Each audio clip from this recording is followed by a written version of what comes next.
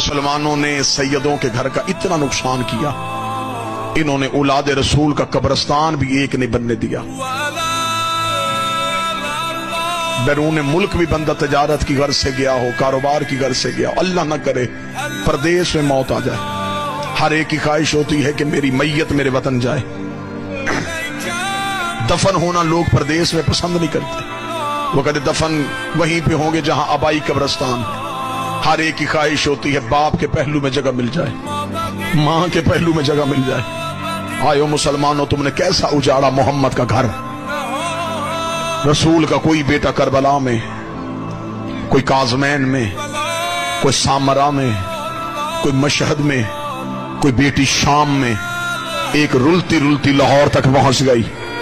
ख्वाहिश इनकी भी थी बाप का पहलू नसीब हो जाए। उम्मत ने तीरों से जनाजे वापस कर दिए, सैयदों का कब्रिस्तान एक नहीं बनने दी।